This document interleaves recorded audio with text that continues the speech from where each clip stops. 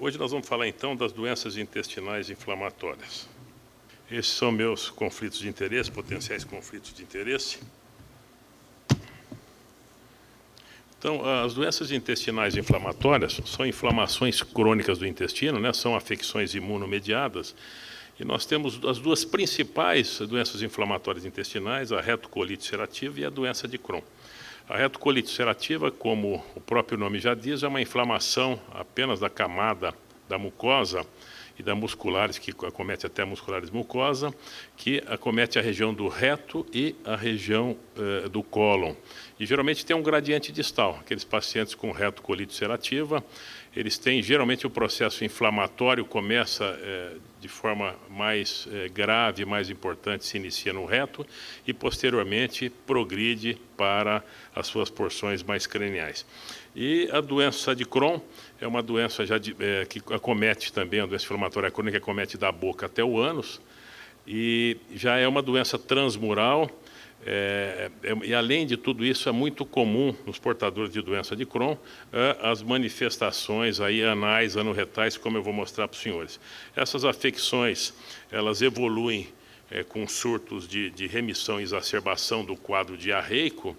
É uma das principais características daqueles pacientes jovens, né, que têm uma diarreia que dure mais que 3 a 4 semanas. E nessas situações nós já devemos pensar como um dos diagnósticos diferencial da diarreia crônica as doenças inflamatórias intestinais.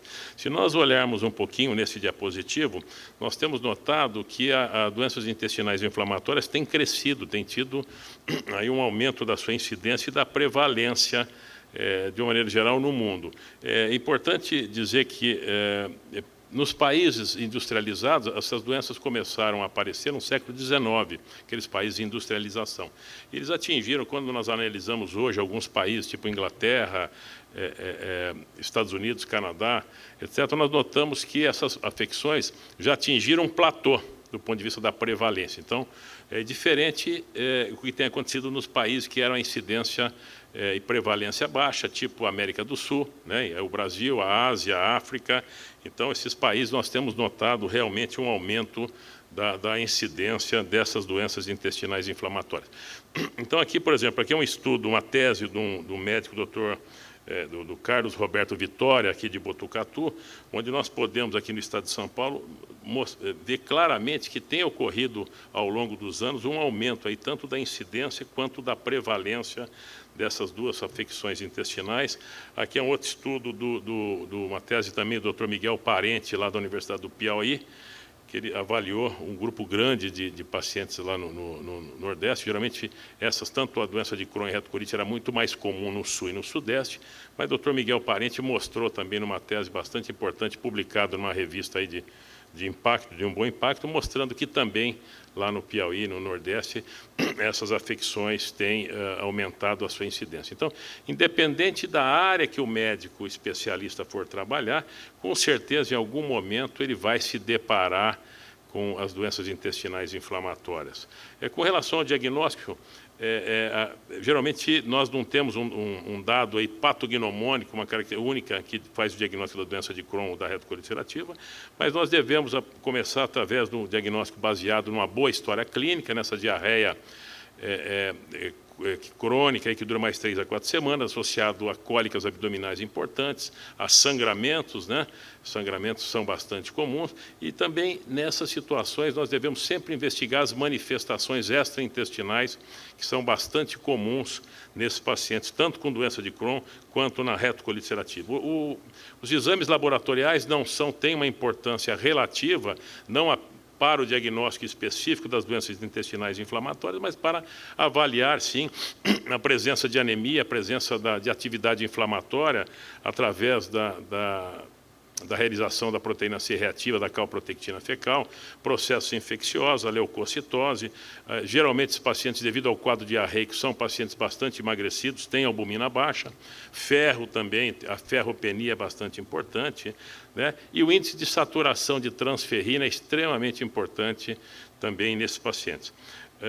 E os marcadores sorológicos, muita gente fala, tanto o ASCA quanto o PEANCA, nós utilizamos apenas quando nós temos dúvidas para diferenciar a doença de Crohn com relação à retocolite ulcerativa. A colonoscopia realmente é o método talvez mais importante para a identificação dessas doenças intestinais inflamatórias, e é o exame, a ileocolonoscopia, é o exame que nós conseguimos, na verdade, diferenciar também de forma bastante importante, tanto a doença de Crohn quanto a retocolite ulcerativa. E também a histologia, procurando identificar os granulomas não caseosos na doença de Crohn, que talvez é uma característica aí que já sugere, praticamente fecha o diagnóstico da doença de Crohn. E os métodos de imagem, hoje nós utilizamos mais a enterotomografia ou a enterorressonância, aqueles exames mais clássicos, o enema, trânsito intestinal, tem caído em desuso. Então, quando é que nós devemos suspeitar de um portador de doença intestinal inflamatória? Aqueles pacientes jovens, de 20 a 40 anos de idade, que tenham dor abdominal em cólicas, que tenham diarreias por mais de 4 semanas e tem o emagrecimento. E lembrar também das manifestações extraintestinais, as articulares, as cutâneas, oftalmológicas, como nós vamos agora mostrar para os senhores.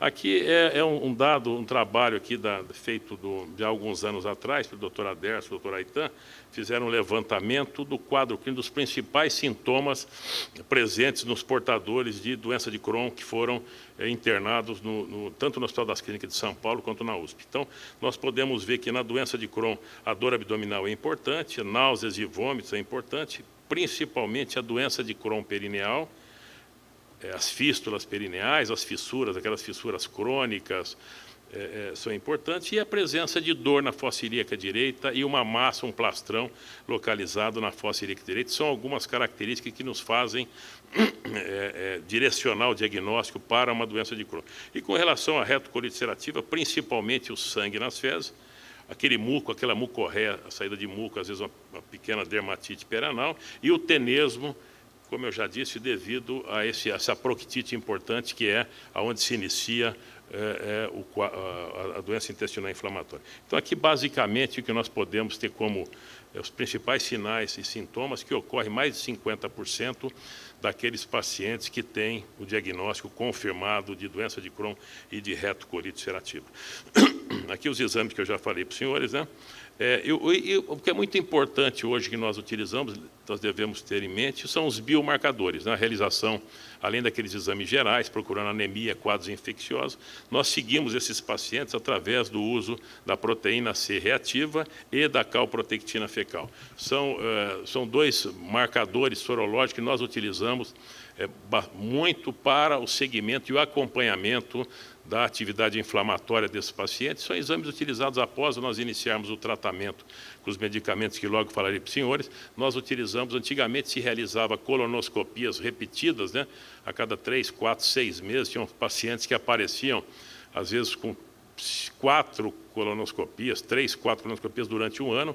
Obviamente, isso não tem cabimento, como a professora Carmen já bem mostrou. Além do custo desses exames, das colonoscopias, também é o sofrimento do preparo, a biópsia, e não é isenta de complicações. Então, basicamente, a proteína C reativa e a calprotectina fecal tem boa sensibilidade e especificidade e avalia de forma importante o tratamento, a resposta terapêutica com os medicamentos.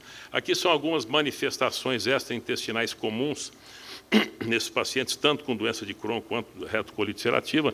Vocês podem notar, vocês podem notar as fístulas perenais, são comuns, essa episclerite também é importante, psoríase, pioderma gangrenoso, é extremamente comum, as aftas, lesões orais são bastante importantes. E também nós não devemos esquecer as sacroileites, as espondiloartropatias, que estão presentes num percentual importante de paciente.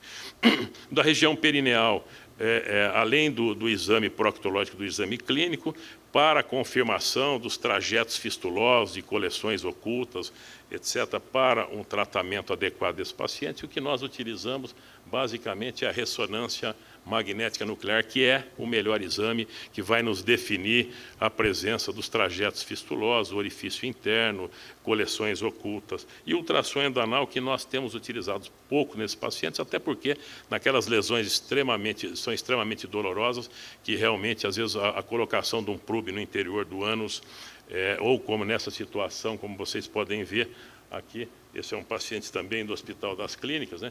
A realização de um ultrassom endoanal, a introdução de um probe nesses pacientes não é um procedimento simples, é extremamente doloroso, então nós damos preferência para a ressonância magnética nuclear. Aqui é um outro paciente também, né, que tem outra... Desculpe que... Então, esse é outro paciente também que tinha uma doença de Crohn importante, vocês podem notar, com fistas, com lesões, e tinha um processo infeccioso associado, que era um processo fúngico nesse paciente. Então, a radiologia, até os métodos convencionais, o trânsito e o anemopaco, migraram para as enterotomografias e enterorressonância, é o que nós temos utilizado hoje de melhor, e a ressonância magnética, como eu já disse, para avaliação da região perineal. Isso é um aspecto que a gente encontra nas enterotomografias, é um exame, apesar do custo, vocês podem notar, na verdade, um espessamento, um processo, uma massa com espessamento da parede intestinal na região iliocecal. Esse aqui é um sinal do pente, há um engurgitamento dos vasos, um processo inflamatório na alça com esse espessamento, que é o sinal do pente. Também é outra imagem comum que nós encontramos. Aqui algumas complicações, como vocês podem notar, que a presença de uma fístula entre ilho e a região do cólon direito. São situações, as fístulas internas são muito comuns nos pacientes com a doença de Crohn. Com relação à colonoscopia, como a doutora Carmen comentou, é extremamente importante, tá certo? Geralmente a colonoscopia, em algumas situações, a enteroscopia tem sido pouco utilizada para avaliação, às vezes, de duodeno. Na primeira porção jejunal pode-se utilizar a enteroscopia, mas tem sido muito pouco utilizada. Mas a colonoscopia, vocês notam na doença de Crohn, esse coblestone, parece um paralelepípedo, dos pacientes, e na região do cólon vocês encontram algumas áreas com estenose. Geralmente, na endoscopia, na doença de Crohn, o que você tem são lesões salteadas. E, na verdade, a presença desse granuloma das células gigantes, esses granulomas, na biópsia ou na peça cirúrgica, realmente vai praticamente fecha o diagnóstico da doença de Crohn. Com relação à retocolite ulcerativa, já diferente do Crohn, que são lesões salteadas do intestino, na retocolite ulcerativa, que nós encontramos esse processo inflamatório, geralmente é simétrico, é contínuo, e não tem aquelas regiões salteadas como na doença de Crohn. Vocês notam alguns pseudopólipos inflamatórios nesses pacientes, são bastante comuns. Aqui é um outro exemplo, aqui é o score de Mayo que nós utilizamos para classificar a atividade inflamatória nos pacientes com a retocolite ulcerativa. E na retocolite ulcerativa, o que nós encontramos aqui um aspecto também na biópsia, nós podemos encontrar aproximadamente em 15% a 20% dos pacientes, esses abscessos de criptas, né, que são exudato neutrofílico, com esses debris celulares na luz das glândulas, que sugere bastante, pode ser encontrado também na doença de Crohn, e sugere bastante a retocolite ulcerativa. Aqui é no enema opaco, né, os pacientes com retocolite já têm, diferente do Crohn, nós temos aqui um cólon bastante tubulizado, um cólon encurtado, também um paciente do Hospital das Clínicas. Aqui é uma situação também, outra do cólon tubulizado, é outra característica que sugere bastante a doença de Crohn. Aqui uma proctite, um reto. Aqui são pseudopólipos, pequenas úlceras de pseudopólipos no cólon esquerdo.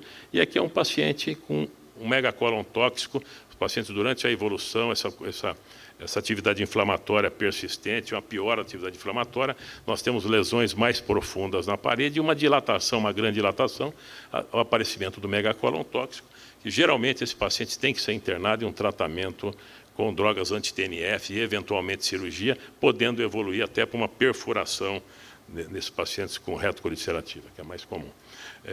Com relação à estratégia terapêutica, nós devemos considerar algumas regras básicas. Saber se é Crohn, se é retocolite, a localização anatômica, se é Crohn, trato gastrointestinal superior, às vezes lesões no duodeno, às vezes jejuno, etc. saber a extensão do processo inflamatório na doença de Crohn, se ela é proctite, se é colite esquerda, se é pancolite, saber o grau de atividade inflamatória, se na presença de complicações também, tipo na retocolite megacolontóxica, na doença de Crohn, estenoses, fístulas internas, abscessos são comuns, as respostas que esses pacientes já tiveram a tratamentos anteriores e lembrar que a segurança do tratamento, até porque esses pacientes, devido à gravidade, devido à dificuldade de nós controlarmos os pacientes, são pacientes que às vezes tomam até esquema tríplice, que é o corticoide, imunossupressor e o anti-TNF, fazendo com que esses pacientes possam apresentar riscos importantes de infecções e até desenvolvimento de algumas doenças crônicas, tipo leucemia, linfoma, ao longo do período com essa combinação de medicamentos com efeitos adversos bastante sérios. O que nós temos de medicamentos são vários, salicílico, corticoide, antibióticos, imunossupressores, e basicamente, em 1998, com a terapia biológica, com o infliximab, é que realmente mudou, foi o medicamento que realmente nos mostrou que, além do controle dos sintomas, nós conseguíamos também fazer com que esses pacientes tivessem uma cicatrização da mucosa intestinal. Então, até um tempo atrás, o controle dos sintomas era suficiente para nós ficarmos satisfeitos com o tratamento do paciente, e com o aparecimento dessas drogas em 1998, que realmente dominaram a cena após sua publicação, que realmente nos mostrou que nós conseguimos também, nós deveríamos procurar a remissão clínica dos sintomas e também procurar a cicatrização de mucosa. E novas drogas surgiram posteriormente, primeiro o infliximab, que é um anti-TNF, surgiram as anti-integrinas, que é o vedolizumab, Antiv, e uma anti-interleucina mais recentemente. E tem sido estudado algumas pequenas moléculas, nós temos aqui no mercado o tofacitinib, uma pequena molécula que é via oral, e os probióticos, que geralmente tem sido utilizado não muito para o controle da atividade inflamatória, mas para a melhora sintomática dos pacientes.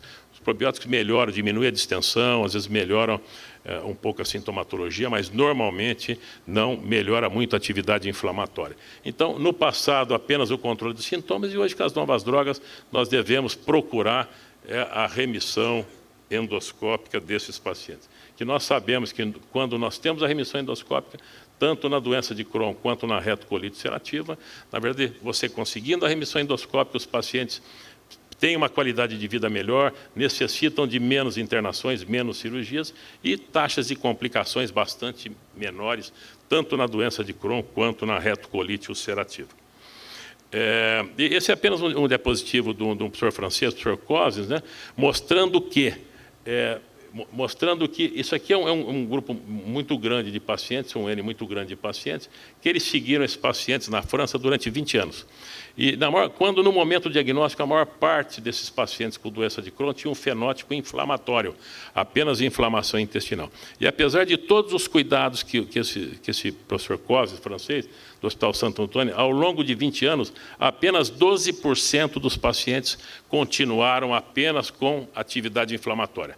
Ao longo do tratamento, mostrou-se claramente que há uma piora clínica, um dano estrutural importante desses pacientes do intestino, levando a estenoses e levando ao aparecimento de fístulas perianais. Mostrando, então, no momento do diagnóstico, é o momento que nós devemos, na verdade, nós devemos iniciar um tratamento com medicamento adequado, em dose adequada. Tem que ser um diagnóstico precoce e tem que ser um tratamento adequado precoce para nós evitarmos o quê? Evitarmos as lesões, as complicações e as cirurgias desse paciente. Então, o que nós temos, na verdade, é um termo que se utiliza hoje, que é janela de oportunidade, que nada mais é do que nós já fazíamos, procurar, desde o início dos sintomas, nós devemos entrar com os melhores medicamentos entre o primeiro e o segundo ano após o aparecimento dos sintomas. O que nós encontramos no dia a dia, geralmente, são pacientes que são 5, 6, 7, 10 anos tomando, tratando de parasitose, tomando apenas alguns medicamentos para os sintomas e não pesquisando a possibilidade das doenças inflamatórias nesses pacientes jovens com diarreia crônica. Até porque quase um terço dos pacientes tem menos de 25 anos de idade com doença de Crohn. Então, o tratamento, geralmente, nós começamos, via de regra, com drogas mais simples, tanto na retocolite quanto na doença de Crohn. São drogas que têm menos efeitos adversos, tá certo? Geralmente sulfasalazina, derivado salicílico, nos quadros agudos, os corticoides, naqueles casos que não respondem aos corticoides ou corticoides dependentes, a azatioprina e a 6-mercaptopurina, e naqueles que não melhoram, os biológicos, e posteriormente, naqueles casos de intratabilidade clínica ou complicações do tratamento cirúrgico, o mesmo que nós realizamos basicamente na retocolite ulcerativa. E alguns pacientes, aqueles pacientes extremamente graves, né, que já na primeira crise, os pacientes necessitam de internação, os pacientes que tenham anemia, que tenham processos infecciosos associados, que necessitam já de corticoide endovenoso na primeira internação, aqueles pacientes que têm alguns fatores preditivos de pior resposta, aí nós mudamos um pouco a abordagem, nós começamos com a abordagem denominada top-down, na verdade, utilizando drogas mais potentes desde o início, né? Geralmente os anti-TNFs e os imunomoduladores, e a partir daí da melhora clínica, aí, a partir da melhora clínica, da cicatrização, da melhora sintomática e cicatrização de mucosa, aí nós podemos manter com drogas de menor potencial, de efeitos adversos. Então, isso aqui é para mostrar que a terapia top-down realmente melhora a remissão endoscópica comparada com a terapia step-up. Esses são os critérios de agressividade que nós devemos utilizar na terapia mais agressiva top-down. Tá certo? Pacientes com jovens, com doenças fistulizantes, úlceras profundas, ressecções prévias, na colite ulcerativa, aqueles pacientes com uma pancolite, pacientes que já tiveram hospitalizações, pacientes com hipoalbuminemia, são aqueles pacientes que geralmente nós damos uma tendência de terapia top-down. E como é que nós acompanhamos o paciente após a terapia?